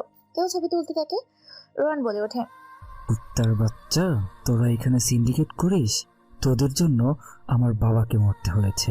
তোদেরকে পাঠা ছাগলের মতো জবাই করে মারবো। তোরা চিনিস না আমাকে। এই রোহান কি করতে পারে? বলে তাদের গলার শিরা উপশিরা কেটে দেয়। চিৎকার করে ওঠে তারা। ছটপট করতে থাকে বিছানার উপর। এরপর সিগারেট জ্বালিয়ে তাদের দুজনের চোখ জ্বালিয়ে দেয়। এরপর ব্লেড দিয়ে তাদের বিভিন্ন স্তন কেটে ফেলে, টুকরো টুকরো করে ফেলে। শরীরটাকে ছটপট করতে থাকে তারা। সেখানে রক্তে রক্তাক্ত হয়ে যায় বিভিন্ন ব্ল্যাঙ্ক অ্যাকাউন্ট এবং ফিঙ্গারপ্রিন্টস নিয়ে সমস্ত কিছু নিজেদের নামে করে সেখান থেকে বেরিয়ে পড়ে। যাওয়ার আগে পুলিশকে ফোন করে দেয়। পুলিশ সহ সাংবাদিক চারিদিক দিয়ে ঘিরে ফেলে। পুরো শহর হইচই পড়ে যায় মুহূর্তের মধ্যে। ঘটনাটি চারিদিকে ছড়িয়ে পড়ে। হইচই পড়ে যায় চারিদিকে। সাংবাদিকরা একের পর এক খবর প্রচার করতে থাকে। দলে দলে মানুষ ভেঙে আসতে থাকে হসপিটালে। বিভিন্ন রকম প্রমাণ সহ সাংবাদিক একের পর এক খবর প্রচার করছে টেলিভিশনের পর্দায়। আজকের তাজা খবর, রাতের খবর, রাতের সংবাদে আমি একের পর এক তথ্য ফাঁস করছি। রাতের আধারে অগোচরে গরিব দুঃখী মানুষের বিভিন্ন অঙ্গ প্রত্যঙ্গ বিক্রি করে কোটি কোটি টাকার পাহাড় তৈরি করেছে। খবর পেয়ে লন্ডন থেকে ফেরত আসছে কুখ্যাত সন্ত্রাসী এবং আন্ডারওয়ার্ল্ডের don mafia the godfather Rohan Chowdhury হসপিটালে তার গ্যাংকে নিয়ে এসে নির্মমভাবে হত্যা করে রেখে গেছে ডাক্তার সহ শিখাকে। টুকরো টুকরো করে ফেলে রেখে গেছেন বিছানার উপরে। পরনে তাদের কোনো কাপড় নেই। আরো খবর জানাচ্ছি আপনাদেরকে। পুলিশ নিজের মতো করে তদন্ত করতে থাকে, সাংবাদিক নিজের মতো করে খবর ছাপাতে থাকে। টেলিভিশনের পর্দায় এক করে অসংখ্য মানুষ ভিড় জমিয়ে এই খুনটা দেখার জন্য। পুলিশ বুঝতে পারে না কোথা থেকে আসে এই রোহন চৌধুরী। বাংলাদেশি পুলিশ ধরতে পারে না, কারণ বিদেশি দেশগুলোর থেকে কঠিন গভীর সম্পর্ক আছে এই রোহন চৌধুরী। যদি বাংলাদেশের পুলিশ রোহানকে গ্রেপ্তার করে, তাহলে বাইরের দেশগুলো থেকে বাংলাদেশে যে সুযোগ সুবিধা পেত সেটা বন্ধ হয়ে যাবে। বাড়িতে এসে সাথে সাথে রোহান কয়েকটা ছবি বের করে রনির হাতে নেয় আর বলে ওঠে, রনি, এই মেয়েটার সম্বন্ধে খোঁজ খবর নেই। এর বাবা কি করে সবকিছু আমাকে সকল তথ্য দিবি। ঠিক আছে ভাই, হয়ে যাবে, কাজ কোনো সমস্যা নেই। আরে শোন, কালকে ভার্সিটিতে নতুন একটা ছেলে প্রবেশ করেছে। ছেলেটাকে দেখে ভার্সিটির সবাই ভয় পেয়েছিল। আমি ছেলেটার সম্বন্ধে বিস্তারিত জানতে চাই, দ্রুত খবর নেই। ভাই, সব খবর একদিনের মধ্যে আপনি পেয়ে যাবেন, একটু সময় দেন। শোন, হাতে একদম সময় নেই। লন্ডন থেকে আমার কল এসেছে, আমার কোম্পানিতে জয়েন করতে হবে। সেখানে আমার কোম্পানিতে কিছু অবৈধ জিনিস ধরা পড়েছে। দ্রুত আমাকে লন্ডনে ব্যাক করতে হবে। ওকে ভাই, তাহলে আমরা 12 ঘন্টার মধ্যে সমস্ত কিছু বের করছি। রোহান কোনো কথা না বলে চুপচাপ শুয়ে আছে। যোগ দেয় অতীতে 10 বছর আগের কথা। রোহানের বাবা এখানকার একজন স্বেচ্ছাসেবক রেলমন্ত্রী ছিলেন। টাকা পয়সা ধন সম্পদ কোনো কিছুর অভাব ছিল না রোহানের বাবা। একজন ভালো মানুষ ছিল, সাথে বিজনেসম্যান, এমনকি গরিব দুঃখী মানুষের সেবা দিত। হঠাৎ একদিন এক দল লোক তার বাড়ির ভিতর প্রবেশ করে বলে ওঠে, রেলমন্ত্রী সাহেব, ভালো আছেন তো? বিনা নিমন্ত্রণে আপনার বাড়িতে চলে এলাম কিছু কাজে। হ্যাঁ, ভালো আছি। আর কি বলবেন বলেন। তেমন কিছু না, আমার কয়েকটা কাজ আছে, সেগুলো আপনি করে দেবেন। আপনার ট্রেনের মাধ্যমে আমার কিছু জিনিস বিদেশে পাচার করা লাগবে। প্রয়োজনে আপনি যত কোটি টাকা চাবেন দেওয়া হবে। মানে আপনি এসব কি বলছেন? হ্যাঁ, আমি যা বলছি একদম ঠিক বলছি। যত কোটি টাকা লাগবে আমি দিতে রাজি আছি। শুধু আপনি আমার জিনিসগুলো বিদেশে পাচার করে দেবেন। আপনার ট্রেন দিয়ে আমি বিদেশে নিয়ে যাব। আপনি ভুল তথ্য নিয়ে ভুল সময়ে ভুল বাড়িতে এসেছেন এবং ভুল মানুষের কাছে এসেছেন। আমার এখানে যত কোটি কোটি টাকা দেখছেন সব আমার হালাল পথে আয় করা। শুধু আপনারা কিছু বেহালাল টাকার জন্য আমি আমার ঈমান নষ্ট করতে পারবো না। 100 কোটি টাকা দিতে রাজি আছি, ভেবে দেখুন। পৃথিবীর সমস্ত মূল্যবান ধনসম্পদ যদি এক পাল্লায় রাখা হয় আর অপর পাল্লায় যদি আমার নবীজের দেওয়া সেই শিক্ষা রাখা হয়, আমি শিক্ষাকে গ্রহণ করতে রাজি আছি, কিন্তু পৃথিবীর ধন সম্পদ নয়। তাই অহেতুক কথা বলে আমাকে বিরক্ত করবেন না, নয়তো পুলিশকে ডাকতে বাধ্য হব। আপনি এখান থেকে বেরিয়ে যান। আরে মন্ত্রী, তুই কিন্তু কাজটা ভালো করলি না। তুই আমাকে চিনিস না রে, একদম তোকে কোপাই ফেলবো। মন্ত্রী সাহেব আর কোনো কথা না বলে নিজের রুমে চলে যায়। একদল মানুষ অর্থাৎ তরিকুলের গ্যাং সেখান থেকে বেরিয়ে যায়। তরিকুল অফার দিয়েছিল রেলমন্ত্রী রোহানের বাপকে, কিন্তু রোহানের বাপ একজন ইমানদার মানুষ, সেটাই রাজি হয় নাই। অন্যদিকে তরিকুল রেগে মেগে একাকার। তার কথাই প্রথম কেউ অমান্য করেছে। রাত 10টা বাজে। রোহান সহ তার বাবা মা রাত 10টায় ডাইনিং টেবিলে ডিনার করছে। এমন সময় হঠাৎ করে দরজা ভেঙে কয়েকজন মুখোশধারী লোক ভেতরে প্রবেশ করে, যাদের মুখে ছিল কালো মাস্ক। কোনো কথা ছাড়াই রোহানের বাবা মাকে নির্মমভাবে রক্তাক্ত করে মেরে সেখানে খণ্ড খণ্ড করে ফেলে চলে যায়। রোহানকে মেরে ফেলতো। রোহান ছোট ছিল বলে রোহানের গায়ে হাত দেয়নি। রোহান তখন ছোট কি খুবই বুঝতে পারে না। বিদেশে তার চাচা আছে লন্ডনে। তার চাচার খবর পেয়ে লন্ডন থেকে বাংলাদেশে আসে।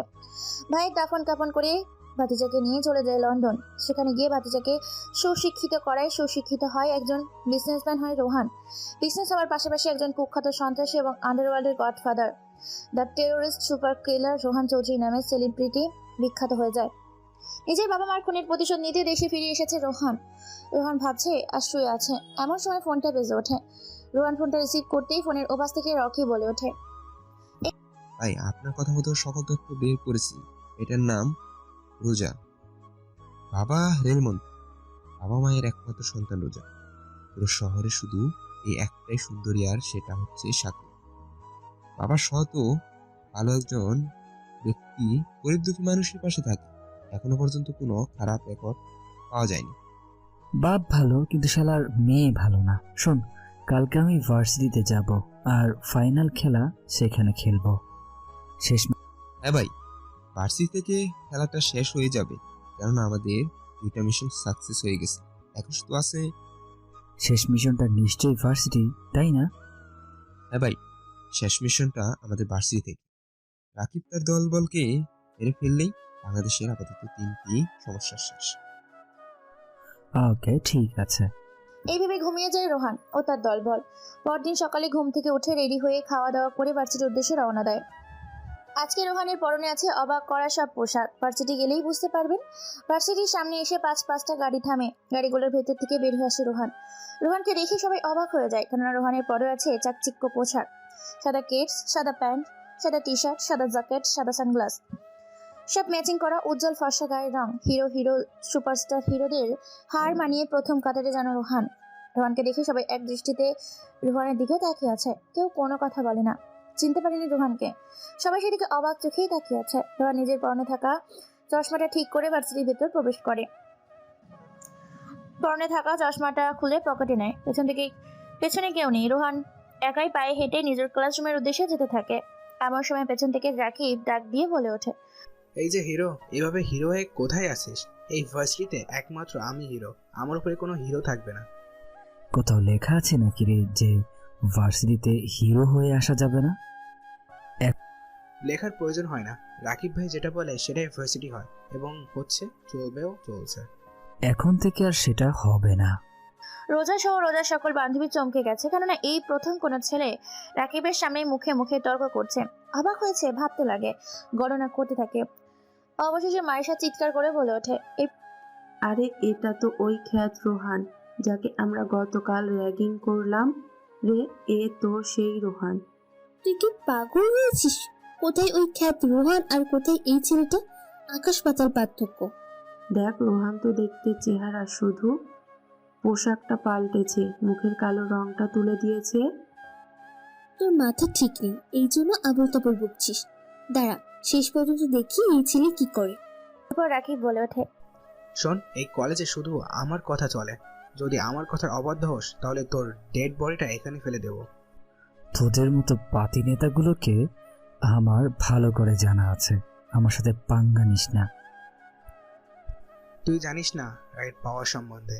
এই রাকিব ভার্সিটিতে প্রকাশ্যে বিভিন্ন রকমের স্মাগলিং, মেরে প্রকাশ্যে করে সবকিছু।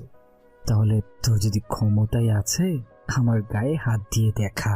এটা শুনে রাকিবও রোহানকে একটা ধাক্কা দেয়। রোহান কোনো কথা না বলে মুচকি একটা হাসি দেয়। রাকিব রোহানকে আবার ধাক্কা দিতে যাবে, এমন সময় কোথা থেকে একটা গরম বুলেট এসে রাকিবের কপালে এফোর করে বাইরে বের হয়ে যায়। রাকিবের দেহটা সেখানেই পড়ে যায়। মুহূর্তের মধ্যে পুরো জায়গাটা নিস্তব্ধ হয়ে যায়।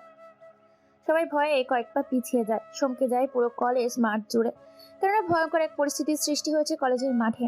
এই দৃশ্য দেখে রাকিবের ছেলেপুলেগুলো এগিয়ে আসে রোহানকে মারতে, কিন্তু তারাও চোখের পলকে মাটিতে লুটিয়ে পড়ে, কেননা তাদেরকেও সবার চোখের অগোচরে কেউ বা কারা গুলি করে হত্যা করেছে। খবরটি সারা দুনিয়ায় ছড়িয়ে পড়ে মুহূর্তের মধ্যে। সাংবাদিক সহ সোশ্যাল মিডিয়ায় ভাইরাল হয়ে যায় পুলিশ আছে। পুলিশ এসে রোহানকে জিজ্ঞেস করে বলে ওঠে, মিস্টার রোহান, আপনি ওনাকে হুমকি দিয়েছিলেন।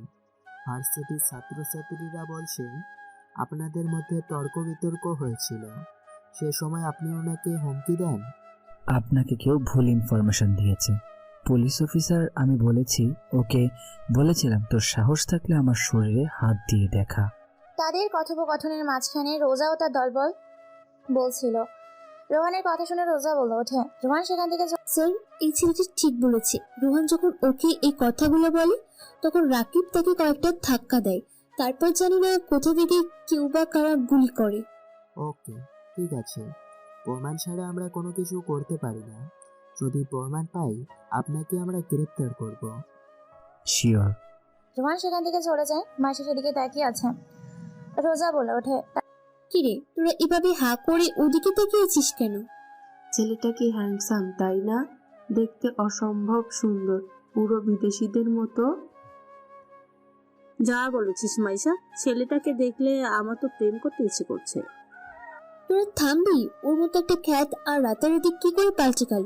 নিশ্চয়ই পেছনে কোনো রহস্য আছে। চল, ওকে ফলো করতে হবে। আমি ওর বিষয়ে সবকিছু জানতে চাই। কে এই ছেলে? রাতারাতি কি করে নিজের গেটআপ চেঞ্জ করতে পারে? তাছাড়া রাকিবের মতন একজন কুখ্যাত সন্ত্রাসীকে মেরে ফেললো কে বা কারা? এটা তো ভাবার বিষয়। তারপর তারা আর কোনো কথা না বলে তারাও ক্লাসে চলে যায়। সামনের বেঞ্চে একাই বসে আছে রোহান। এদিক ওদিক না তাকিয়ে পুরো ক্লাসে মন দেয়। প্রথম ক্লাস করে রোহান বেরিয়ে যায়। চা দেখতে ভালো করে খুঁজে থাকে। অন্যদিকে রাকিবের বাবা তারিকুর খবর পেয়েছে ব্যাঙ্গালোরের থেকে রওনা দিয়েছে ছেলের লাশ দাফন করার উদ্দেশ্যে। এদিকে রোহান প্রত্যেকটা কক্ষ এক এক করে পর্যবেক্ষণ করতে থাকে। রোজা রোহানকে ফলো করতে থাকে। রোহান সেটা বুঝতে পেরে ভার্সিটি থেকে বেরিয়ে পড়ে। রাকিবের পেছন পেছন রোজা বের হয়ে রোহানকে ফলো করতে থাকে। এরপর রোহান তার নিজের কেনা টাকা দিয়ে সেই দামি গাড়ি করে রওনা দেয় তার বাড়ির উদ্দেশ্যে।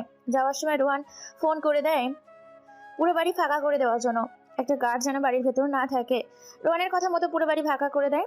রোজা নিজের গাড়ি করে ফলো করতে থাকে রোহানকে। এক পর্যায়ে রোহান নিজের বাড়ির ভেতর প্রবেশ করে। রোজাও রোহানের পেছন পেছন বাড়ির ভেতর গাড়ি করে ব্রেক করে হেঁটে বাড়ির ভেতর প্রবেশ করে। রোহান নিজের বাড়ির ভেতর প্রবেশ করে রোজাও ভেতর প্রবেশ করে। রোহান সবটা দেখে মুচকি একটা রহস্যময় হাসি দেয়। পুরো বাড়ি ফাঁকা, নিস্তব্ধ, কেউ নেই, শুধু আছে দুইজন ব্যক্তি, এক রোহান, দ্বিতীয় রোজা। হঠাৎ করে মেইন গেটে দরজা বন্ধ হয়ে যায়। রোজা চমকে উঠে পিছনে ঘুরে দেখতে পায় দরজা বন্ধ হয়ে গেছে নিজে থেকে। রোজা পুরো বাড়ি ঘুরে দেখতে থাকে। হঠাৎ করে রোজা শুনতে পায়, সময় ডার্লিং, রোজা তোমার জন্য অপেক্ষা করছিলাম, পুরো বাড়িটা ফাঁকা। রোজা এই কথা শুনে চমকে ওঠে, কি করবে বুঝতে পারে না। রোজা খুঁজতে খুঁজতে একটা রুমের সামনে যায়। সেখানে কেউ একজন চেয়ারে উল্টো হয়ে বসে আছে। হ্যাঁ, সেটা আর কেউ না, সেটা হচ্ছে রোহান। রোহান মনের সুখে সিগারেট টানতে থাকে। ভয় ভয় করে রোজা সেখানে যায়। তারপর পেছন থেকে রোহানকে ধাক্কা দেয়। রোহান মুচকি একটা হাসি দিয়ে পিছনে ঘুরে তাকায়। রোজা রোহানকে দেখে চমকে যায়। রোজা বলে ওঠে, তুই এখানে কি করছিস? আমার বাড়িতে আমি কি করব সেটা আমার ব্যাপার। আমার বাড়িতে আমি থাকবো না তো কে থাকবে? মাফিয়া। মানেটা কি? এই বাড়িটা তোর আর ওই গাড়িটা তোর? আসল পরিচয় কি? কি তুই? Mafia godfather Rohan Chowdhury. রোহান চৌধুরী নামটা শুনে হাত থেকে ব্যাগটা পড়ে যায়। রোহান এটা দেখে মুচকি এসে বলে ওঠে, আমি জানতাম তুমি আমাকে ফলো করবে। তোমাকে আমার বাড়িতে আনলাম রোমান্স করব বলে। দাঁড়া, আমি এখনই পুলিশকে ফোন করছি। তোর রোম্যান্স আমি ছোটাচ্ছি। এই জন্য মাইশা আমাকে বলেছিল যে তুই আসলে সাধারণ কোনো ছেলে না। ওর কথাটা আমাকে আগে বিশ্বাস করা উচিত ছিল। আগে নিজেকে আমার হাত থেকে বাঁচা, তারপর পুলিশকে ফোন করিস। মানেটা কি? পুলিশ নয়, তোকে জেলে ভাত খাইয়ে আমি ছাড়বো। রোহান কোনো কথা ছাড়াই কোমর থেকে বন্দুক বের করে ফাঁকা জায়গায় গুলি করে। গুলির শব্দে ভয়ে থরথর করে কেঁপে ওঠে রোজা। হাত থেকে ফোনটা পড়ে ভেঙে যায়। রোহান এটা দেখে মুচকি একটা হাসি দেয় আর বলে ওঠে, এই কাগজে সই কর। কি আছে এই কাগজে? এই কাগজে আছে যে তুই নিজ ইচ্ছায় বিলিয়ে দিয়েছিস আমাকে তোর শরীর, কারণ তোকে এখন আমি রেপ করব। কি? হাউ ডু ইউ রাস্কেল কোথাকার? তোর সাহস হয় কি করে আমার সাথে এসব করার? কথা কম কাজ বেশি। আমি মরে যাব তবু তোর সাথে একই বিছানায় কখনো যাব না, আর আমি শুরু করব না। রোহান কোনো কথা ছাড়াই রোজার গলার ওপর একটা ছুরি ধরে চোখের ইশারায় দেয়। রোজা ভয়ে ঘামতে শুরু করেছে। রোজা ভয়ে সই করে দেয়। এরপর রোহান বলে ওঠে, তোর খুব অহংকার নিজের শরীরকে নিয়ে, আর তুই সুন্দরী বলে যা ইচ্ছা তাই করেছিস ভার্সিটিতে, আমার সাথে সহ অনেকের সাথে। তাই এখন তুই তোর নিজের কাপড় খুলে নিজেই তুই তোর শরীরটা আমার কাছে সমর্পণ করবি। কুত্তা ইতর বাদর, তোর সাহস হয় কি করে আমাকে এসব প্রস্তাব দেওয়ার? তোকে আমি মেরে ফেলবো। এখান থেকে শুধু আমাকে একবার বিরতি দে। তুই যত বড় মাফিয়া হোস না কেন, আমার বাবা কিন্তু একজন মন্ত্রী। রোহান পরপর বেশ কয়েকটা গুলি করে রোজার পায়ের নিচে। রোজা ভয়ে নিজের শরীর থেকে এক এক করে সব খুলে ফেলে। রোহান এটা দেখে মুচকে একটা হাসি দেয়, তারপর ধাক্কা দিয়ে ফেলে দেয়। তারপর রোমান্সের এক অদ্ভুত দুনিয়ায় রোজাকে নিয়ে পাড়ি জমায়। দীর্ঘ টানা 3 ঘন্টা অতিক্রম করে ফেলেছে। ক্লান্ত শরীর, রোজা সহ্য করতে পারছে না, চিৎকার করে করছে। রোহান মুচকি এসে বলে ওঠে, ভার্সিটিতে যখন ছেলেদের উপর অত্যাচার করতে কেমন লাগতো? প্লিজ রোহান, আমাকে ছেড়ে দাও। আমি কাউকে কোনো কিছু বলবো না। আমি সহ্য করতে পারছি না। আমাকে ছেড়ে দাও, নয়তো আমি মরে যাব। এত সহজে তোকে মরতে দিব কি করে বল? এখনো অনেক হিসাব নিকাশ বাকি আছে। প্লিজ আমাকে এখন বাড়ি যেতে দাও। তোমার যা নিয়ে তুমি সেটা নিয়ে নিয়েছো। রোহান কোনো কথা না বলে মুচকি এসে ফোন করে রনিকে। রনি খাবার নিয়ে আসে, তারপর রোজাকে নিয়ে বাথরুমে যায়। সেখানে গিয়ে ফ্রেশ হয়ে দুজন আসে। নিজের হাতে রোজাকে শাড়ি পরিয়ে দেয় রোহান। এরপর সাথে করে রেডি করে নিয়ে আসে, রোজাকে নিয়ে রওনা দেয় তাদের বাড়ির উদ্দেশ্যে। রোহান ওদের বাড়ি নিয়ে এসে রোজাকে ছেড়ে দেয়। তারপর মুচকি একটা হাসি দিয়ে রোহান সেখান থেকে বের হয়ে যায়। রোজা কাঁদতে কাঁদতে নিজের রুমে গিয়ে হাও মাও করে বিছানার উপর কাঁদতে থাকে। এদিকে রোহান চলে আসে গাড়ি নিয়ে সোহেল মন্ত্রী সাহেবের অফিসে, মানে রোজার বাপের অফিসে। সেখানে এসে কোনো অনুমতি ছাড়াই ভেতরে প্রবেশ করে, চেয়ারের উপর বসে পড়ে, পায়ের উপর পা রেখে, আর বলে ওঠে, আঙ্কেল, আমি আপনার মেয়েটাকে বিয়ে করতে চাই। How dare you! চিনা যায় না হুট করে এসে, এটা কি অসভ্য!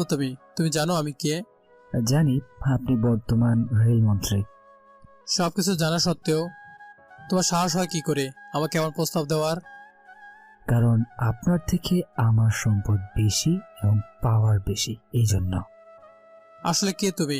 আমি আপনার বন্ধু আব্বাস সাহেবের ছেলে, যাকে 10 বছর আগে খুন করেছিল। আমি ওনার ছেলে রোহান। তার মানে তুমি সেই রোহান?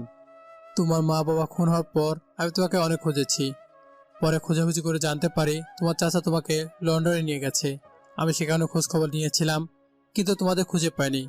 কিন্তু তুমি যে আমার মেয়েকে বিয়ে করতে চাইছো, সে তো অনেক রাগী। আপনি আমার পরিচয়টা গোপন রাখবেন, বিয়ের ব্যবস্থা করেন, বাকিটা আমি দেখে নিব। ওকে লন্ডনে নিয়ে যাব। ওকে বাবা, ঠিক আছে। রোহান গাড়ি নিয়ে বেরিয়ে পড়ে। রকি ফোন করে বলে ওঠে তারিকুল খুঁজে বেড়াচ্ছে তাদেরকে। এটা শুনে রোহান মুচকি একটা হাসি দেয় আর বলে ওঠে, আমরা শিকারি আর সে হলো শিকার, জালে আটকাবার ব্যবস্থা কর। বলে ফোনটা কেটে দেয়। দেখতে দেখতে রাত 3টা বাজে। পুরো বাড়ি ফাঁকা, নিস্তব্ধ। এমন সময় রোহানের বাড়িতে পরপর বেশ কয়েকটা কালো গাড়ি প্রবেশ করে অসংখ্য ছেলেপুলে। সবকিছু ভেতর থেকে সিসিটিভি ক্যামেরায় দেখছে। তারিকুলের কর্মকাণ্ড দেখে মুচকি হাসি দেয়। তারা সবাই ভেতরে প্রবেশ করে। তারিকুল বলে ওঠে, রোহান, বেরিয়ে আয়। আমি ভুল করেছি তোকে সেদিন ছেড়ে দিয়ে। তোর বাবা মায়ের সাথে সেদিন যদি তোকে মেরে ফেলতাম, তাহলে আজকে আমার ছেলেকে মরতে হতো না। রোহান বেরিয়ে আসে। তারিকুল বলে ওঠে, তোর বাবা মাকে তো কুপিয়ে হত্যা করেছিলাম, তোকে আগুনে পুড়িয়ে মারবো। সময় বলে দেবে কে কাকে মারবে। কুত্তা। কথা শেষ করার আগেই গলায় গোলাগুলি শুরু হয়ে যায়। রোহান চালাকি করে রুমের লাইট বন্ধ করে দেয়। অন্ধ করে গোলাগুলি শুরু হয়ে যায়। যেহেতু পুরো বাড়ির সব থেকে রোহানের ছেলেপুলে বেশি, তাই খুব সহজে নিজেদের পজিশন অনুযায়ী তারিকুলের লোকজনকে মেরে ফেলে। হঠাৎ করে রোহান অনুভব করে ভেজা কোনো কিছু বুকে। দেখতে পায় তার গুলি লেগেছে, সাথে সাথে বাতি দেয়। শুধু তারিকুল রক্তাক্ত শরীর নিয়ে ফ্লোরের উপর পড়ে আছে, হাতে গুলি ছুঁয়ে বেরিয়ে গেছে। রোহান বলে ওঠে, তোর বাচ্চা বাপেরও বাপ থাকে। বলে কোড়ালটা হাতে নিয়ে গলার মাঝ বরাবর মারে এক কোপ। শরীর থেকে মাথাটা আলাদা হয়ে যায়। জানালার কাঁচ ভেঙে ঝোপের আড়ালে ছিটকে পড়ে। রোহান বলে ওঠে, পুরো বাড়িটা আধা ঘন্টার মধ্যে পরিষ্কার চাই। কাল সকালে আমার বিয়ে, লন্ডন যাওয়ার টিকিট কাট। রোহানের কথা মতো সব কাজ হয়ে যায়। এদিকে বিয়ের ব্যবস্থা করতে থাকে মন্ত্রী সাহেব। রোজা বলে ওঠে, বাবা, আমি বিয়ে করব না। আমি যে ধর্ষিতা, কোনো ছেলে ধর্ষিতা মেয়েকে বিয়ে করবে না। ছেলেটা সব জেনে তোকে বিয়ে করেছে। কিন্তু বাবা, আমি কাউকে বিয়ে করতে চাই না। আমি আমার এই নষ্ট জীবন নিয়ে কারোর সাথে থাকতে চাই না। কাল সকালে তোর বিয়ে, এটা শেষ কথা। অনেক গণ্যমান্য ব্যক্তি আসবে, ধুমধাম করে তোর বিয়ের আয়োজন করা হয়েছে। আমার কথাই শেষ কথা। দেখতে দেখতে সকাল হয়ে যায়। বাড়িটি অসম্ভব সুন্দর করে সাজানো হয়েছে। অসংখ্য গাড়ি বাড়িতে বাইরে রাখা আছে। অনেক লোক এসেছে। বিয়ের পর্ব শুরু হয়ে গেছে, এখনো বরপক্ষ আসেনি। হঠাৎ করে 50টির বেশি গাড়ি ভেতরে প্রবেশ করে। বিয়ে বাড়িতে গাড়িগুলো দেখে কেউ বের হয় না। 50টা গাড়ি, 50টা বডিগার্ড বের হয়। হঠাৎ করে সবাই আকাশের দিকে তাকিয়ে দেখতে পায় একটা হেলিকপ্টার উঠছে। হেলিকপ্টারে বিয়ের বাড়িতে ল্যান্ড করে। পাত্রপক্ষ নিজের মুখ ঢেকে রেখেছে। বিয়ের পর্ব শুরু করা হয়। বিয়ের পর্ব শেষ করে রোজাকে নিয়ে হেলিকপ্টারে উড়াল দেয়। এখনো কেউ কারোর মুখ দেখেনি। হেলিকপ্টারটি ল্যান্ড করে রোহানের বাড়ির ওপর। তারপর রোজাকে কোলে নিয়ে চলে যায় নিজের রুমে। সেখানে নিয়ে গিয়ে বিছানার উপর ফেলে দেয়। ভেতর থেকে দরজা বন্ধ করে দেয়। এরপর বাথরুমে গিয়ে ফ্রেশ হয়ে সাথে সাথে বের হয়। রোজা রোহানকে দেখে অবাক হয়ে যায়। কথা বলার ভাষা হারিয়ে ফেলেছে। রোজা বলে ওঠে, তুই? কুত্তা নয়, তোর স্বামী। তোকে আমি আমার স্বামী বলে মানব না। আমি মানলেই যথেষ্ট। তুই একটা খুনি। তাতে কি, হাসো একটু আদর করি। কুত্তা, চুপ কর। মুচকি হাসি দিয়ে শুরু করে দেয়। শুরু থেকে সমস্ত ঘটনা এক এক করে বলতে থাকে। যে তার ছোটবেলায় বন্ধু ছিল, সমস্তটা শুনে রোজা বলে ওঠে, কুত্তা, ইতর, বাদর, তুই সেই আমার ছোটবেলার রোহান। হ্যাঁ পাগলি। সেদিন তুই আমাকে জোর করে রেপ করেছিলি, আজকে আমি তোকে নিজে রেপ করব। এই বলে রোজা রোহানের ওপর থেকে তারপর তৃতীয় বিশ্বযুদ্ধ শুরু হয়। যুদ্ধের মাধ্যমে পুরো রাত শেষ হয়ে যায়, সকাল হয়ে যায়। সকালে রওনা দেয় নিজের প্রাইভেট হেলিকপ্টার করে লন্ডনের উদ্দেশ্যে। রোম্যান্স করতে করতে পুরো রাস্তা জুড়ে যাচ্ছে তারা। লন্ডনে গিয়ে পুরো শহর ঘুরতে থাকে তারা, যে ভালোবাসা দিয়ে একে অপরকে আগলে নেয়। রোহান চারিদিকে মারপিট করে রাতে রোজার সাথে তৃতীয় বিশ্বযুদ্ধ শুরু করে। এই পর্যন্ত কি কয়টা খাট ভেঙেছে তা বলার বাইরে। রোজা বলে ওঠে, যতদিন না একটা ফুটবল খেলার টিম বানাতে না পারছি, ততদিন যতগুলো ইচ্ছে খাট ভাঙবে। খাট কিনতে কিনতে আমার জীবন শেষ। চল আজকে আমার পালা। এই বলে আবার তারা তৃতীয় বিশ্বযুদ্ধ শুরু করে। তৃতীয় বিশ্বযুদ্ধের মধ্যে দিয়ে গল্পটাকে এখানেই শেষ করে দিলাম। আমাদের চ্যানেলের গল্পগুলো ভালো লাগলে চ্যানেলটিকে সাবস্ক্রাইব করে পাশে থাকবেন। ধন্যবাদ সবাইকে।